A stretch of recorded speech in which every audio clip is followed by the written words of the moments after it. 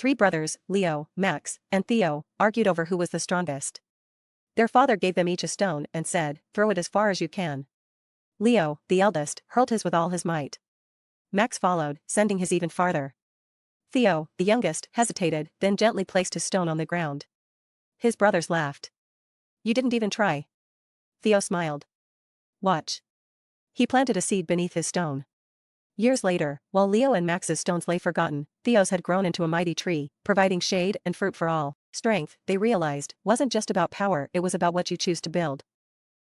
Ethan, a brilliant programmer, created an AI assistant named Vera to handle his tasks. Over time, he relied on it for everything: reminders, decisions, even conversations. One night, his system crashed, and Vera went silent. Panic set in. Ethan had forgotten how to manage on his own. He searched frantically for his old notes, only to realize he had stopped thinking for himself. Determined, he rebuilt Vera, but this time, he made a rule: technology should assist, not replace. He reconnected with friends, made decisions without AI, and found joy in real experiences. When Vera finally rebooted, Ethan smiled. "You're my tool, not my mind." Technology is powerful, but only when we control it, not the other way around.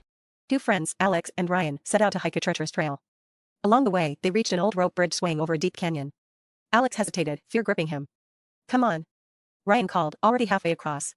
"I can't." Alex shouted, frozen in place. Ryan smiled and walked back. "We'll go together," he said, holding out his hand. Slowly, step by step, they crossed the bridge. When they reached the other side, Alex breathed a sigh of relief. "Thanks, I couldn't have done it alone." Ryan laughed.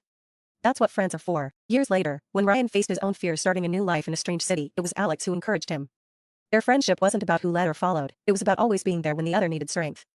True friends, Alex realized, are the bridges that carry us across life's challenges. Anna and Elsa had been best friends since childhood. One day, they found a treasure map and decided to follow it together. As they reached the final destination, a large chest lay buried under a tree. But when Emma opened it, she found only a mirror reflecting their faces. At first, they were disappointed, but then they realized that the real treasure was the friendship and memories they had shared along the journey. They then realized that true treasures in life are not material but are found in relationships and experiences. One frosty morning, Clara stumbled upon an old mirror at a market. The seller warned, "It shows true beauty, but only to those who help others." Intrigued, she bought it. At home, she gazed into the mirror, expecting to see herself radiant and flawless. Instead, her reflection was dull and plain. Disappointed, she set it aside. The next day, Clara helped a lost child find his way home.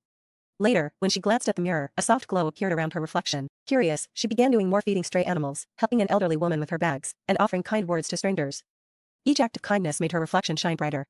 By year's end, her reflection was filled with warmth and light. She realized true beauty comes from the kindness we show.